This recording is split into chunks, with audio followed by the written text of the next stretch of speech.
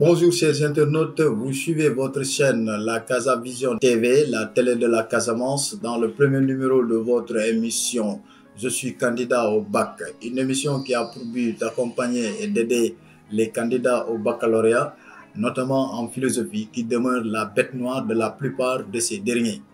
Et c'est la raison pour laquelle la Casa Vision TV a pris l'initiative de vous offrir ces vidéos à titre de révision. Et sur ce, n'oubliez pas de vous abonner et de liker la vidéo pour le prochain numéro. Alors, ceci dit donc, pour rappel, le programme de philosophie est un programme très vaste, divisé en 4 parties que l'on appelle des domaines. Et dans le domaine 1, nous avons 4 axes majeurs. On les appelle des axes majeurs. Il y a les origines et la spécificité de la philosophie, les grandes interrogations philosophiques comme deuxième axe majeur, les enjeux, les finalités, les perspectives de la philosophie, troisième axe majeur, et l'idée d'une philosophie africaine comme quatrième axe majeur. Alors pour ne parler que ce domaine 1, effectivement nous en avons 4 axes majeurs. Alors, ceci dit donc que le premier axe majeur qui est intitulé « Les origines et la spécificité de la philosophie » pose en réalité la question de l'origine ou de la naissance de la philosophie et de sa particularité par rapport aux autres formes de connaissance ou aux autres domaines de connaissance. Mais avant de parler de l'origine de la philosophie, avant de parler de la spécificité de la philosophie, il faudrait d'abord chercher à savoir ce qu'est la philosophie.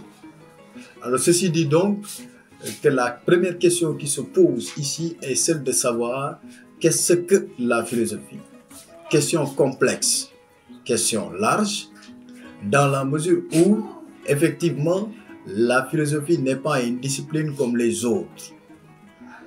Au moment où, en littérature, on a donc une définition qui ferait l'unanimité donc des penseurs, où effectivement en histoire on a une définition qui fait l'accord des historiens, et dans les autres disciplines, effectivement, on a aussi une définition qui fait l'accord donc des esprits compétents. C'est le cas contraire lorsqu'il s'agit de la philosophie. Pourquoi? Parce que tout simplement, la philosophie n'a pas de définition absolue. Alors, il y a en réalité une kyrielle de définition de la philosophie. Alors, ceci dit donc, c'est parce que la philosophie est une activité personnelle, elle est une réflexion personnelle, elle est donc une quête individuelle de la connaissance. Et c'est ce qui entraîne donc cette contradiction. Alors, cela veut dire quoi? Cela veut dire que lorsque la question « qu'est-ce que la philosophie » se pose, effectivement, on a du mal à apporter une réponse absolue. Donc, ce qui fait qu'on fait face à des écueils. Dit qu'il y a une difficulté à définir la philosophie. Et cette difficulté-là réside dans le fait que la philosophie n'a pas en réalité donc une définition absolue. Cette difficulté réside dans le fait que les philosophes n'ont pas vécu dans le même temps et que donc la philosophie est une activité contradictoire. Contradictoire dans la mesure où chaque penseur comprend ou définit la philosophie selon son époque, selon son milieu, selon son tempérament, selon sa psychologie. Du coup donc, il devient impossible de pouvoir trouver une définition unique et absolue à la pensée philosophique. Et l'autre écueil qui se pose, c'est quoi? C'est que les penseurs ou les philosophes n'ont pas les mêmes méthodes. Et puisqu'ils n'ont pas les mêmes méthodes, il leur est impossible de pouvoir aboutir aux mêmes conclusions. Et c'est ce qui fait que donc on a une kyrielle de définition de la philosophie et pas une définition absolue. La philosophie ne peut pas être définie de façon absolue. Et cela effectivement, Schelling nous l'a dit, le penseur allemand, dit qu'il est absolument impossible de dire d'emblée ce qu'est la philosophie. Parce que le concept de la philosophie n'est que le résultat de la philosophie elle-même. cela signifie quoi? Cela signifie que la philosophie ne peut pas être définie de façon absolue. Alors, il y a le manque de consensus entre les philosophes et il y a l'absence d'objet d'étude unique, d'objet d'étude précis, on va dire, parce qu'elle est une discipline qui s'intéresse à tout et qui réfléchit sur tout. Et donc, puisqu'elle s'intéresse à tout et réfléchit sur tout, on ne pourrait pas la définir à l'image de la physique en s'appuyant sur son objet d'étude, ou à l'image de la chimie en s'appuyant sur son objet d'étude, ou bien à l'image d'une autre science en s'appuyant sur son objet d'étude, parce qu'elle n'a pas d'objet d'étude précis, elle s'intéresse à tout et elle réfléchit sur tout. Alors, c'est pourquoi donc, effectivement, dans ce contexte, effectivement, on trouve d'autres voies et moyens par lesquels on peut définir la philosophie.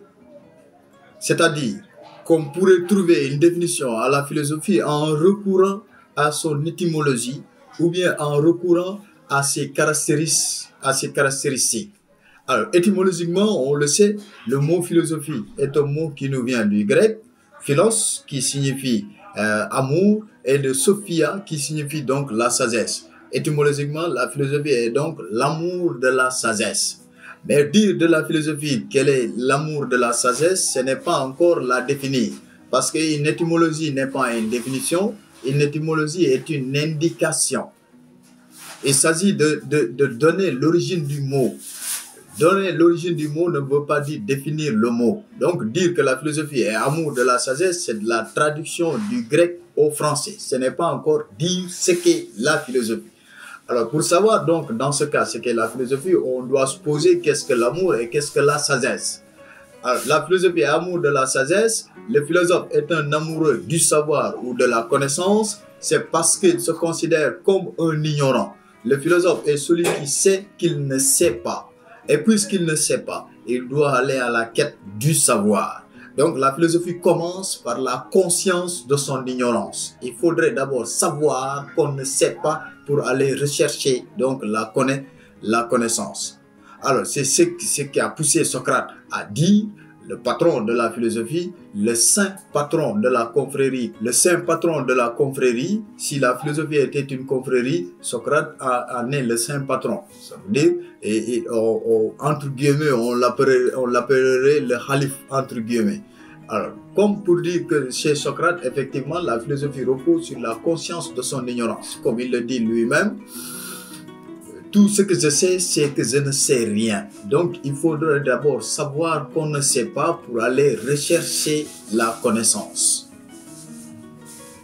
Alors, donc, dans cet élan de définition de la philosophie comme amour de la sagesse, et qui voudrait dire donc que le philosophe est celui qui est conscient de son ignorance et qui se lance dans la quête du savoir, cela revient tout simplement à faire de la philosophie une activité de recherche ou de quête permanente et perpétuelle de la connaissance. Donc le philosophe est celui qui constate en lui toujours un manque, parce que l'amour philosophique traduit un manque, l'amour philosophique traduit une insatisfaction, l'amour philosophique traduit un vide qui doit être comblé par quoi? Par la sagesse, qui devient donc la bien-aimée du philosophe. Alors c'est par la sagesse que le philosophe cherchera à combler son vide, à combler ce manque, à chercher à combler son insatisfaction. Alors, c'est ce qui fera donc de l'activité philosophique une quête permanente et perpétuelle du savoir ou de la connaissance. Alors, mais si le philosophe est tout le temps à la recherche du savoir, c'est parce que c'est quelqu'un qui n'est jamais satisfait de son savoir.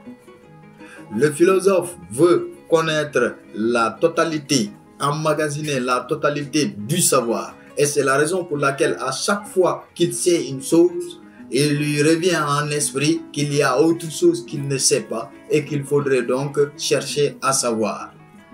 Et c'est en ce sens, effectivement, que Karl Jaspers nous dit que faire de la philosophie, c'est être en route. C'est-à-dire qu'on est tout le temps dans la recherche. La philosophie est une activité ou une quête inachevée. On tend vers le savoir. Le philosophe veut devenir un sage. Alors le sage, c'est qui? Le sage, c'est chez Pythagore, en réalité, Dieu, celui qui connaît tout. Mais le philosophe veut devenir comme Dieu, si on ose le dire. Parce qu'il veut tout savoir. son activité est une activité qui s'intéresse à tout. De la même manière, lui aussi, il s'intéresse à tout, il veut tout savoir. Et c'est pourquoi il est tout le temps dans la recherche et c'est ce qui fait de la philosophie donc une quête inachevée.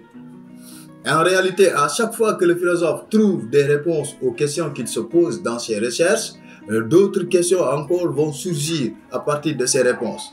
Et c'est en ce sens que Karl Jaspers dit que les questions en philosophie sont plus essentielles que les réponses, car chaque réponse devient une nouvelle question. Et donc, si chaque réponse devient une nouvelle question, l'activité ne va jamais s'arrêter. Parce que pour chaque réponse trouvée, il y a encore d'autres questions qui vont surgir auxquelles il faut nécessairement apporter donc des réponses en ce sens. Et c'est en ce sens qu'on comprend l'activité philosophique comme étant amour de la sagesse, mais un amour qui découle de la conscience de notre ignorance. Si on n'est pas conscient de son ignorance, on ne saurait faire de la philosophie. Il faudrait d'abord savoir qu'on ne sait pas pour pouvoir aller rechercher la connaissance.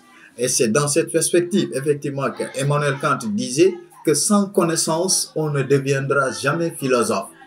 Et jamais les connaissances ne suffiront à faire un philosophe.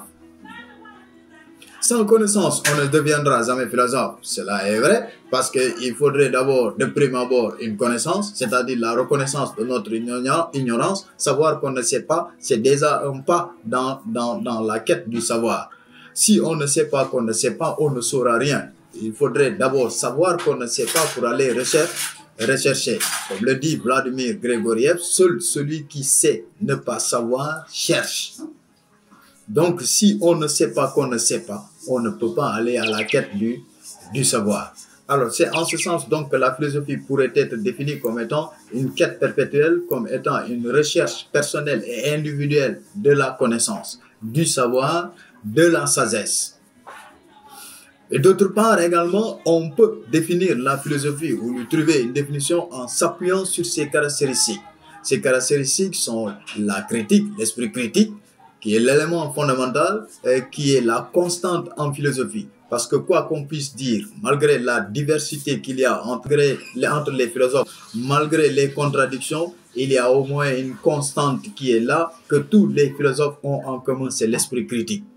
Donc, on pourrait s'appuyer sur cet élément pour pouvoir définir la philosophie. On peut également s'appuyer sur le doute, qui est une caractéristique de la philosophie pour pouvoir lui trouver une définition. Alors, ceci dit donc que dans ce cas, on comprendrait ou on définirait la philosophie comme étant une activité critique, une activité de réflexion critique, une activité de réflexion libre. Alors, une activité de doute, une activité de remise en cause. Car qu'est-ce que critiquer? Critiquer, c'est d'abord rejeter, c'est vérifier, c'est sonder, on va dire, c'est tamiser en réalité pour pouvoir séparer le vrai du faux, distinguer le bien du mal. Que la critique est un élément qui nous permet en réalité de ne pas sombrer dans l'acceptation facile ou bien dans la soumission. Comme les non-philosophes le font, que toutes les connaissances qui leur viennent de l'extérieur sont considérées comme vraies a priori sans les avoir fait passer au tribunal donc de la raison. Le philosophe, lui, se sert du doute comme son arme et c'est la raison pour laquelle le doute est le moteur, selon certains philosophes, de la philosophie. C'est-à-dire, sans le doute, il n'y a point de philosophie. C'est qu'Alain dit que le doute est le sel de l'esprit. Sans la pointe du doute, toutes les connaissances sont bientôt pourries. Ça veut dire que donc le doute est un élément incontournable en philosophie. On doute, c'est pour accéder à la vérité. On doute, c'est pour distinguer le bien du mal. On doute, c'est pour distinguer le vrai du faux. Donc, on peut s'appuyer sur ces caractéristiques de la philosophie pour pouvoir lui trouver une définition. En résumé, nous pouvons dire que la philosophie est certes difficile à définir parce qu'il est impossible de lui trouver une définition absolue, que définir la philosophie de façon absolue n'est qu'une vue de l'esprit. Cela est impossible parce que les penseurs en philosophie n'ont pas les mêmes méthodes, parce que les penseurs en philosophie, effectivement, ne procèdent pas de la même manière.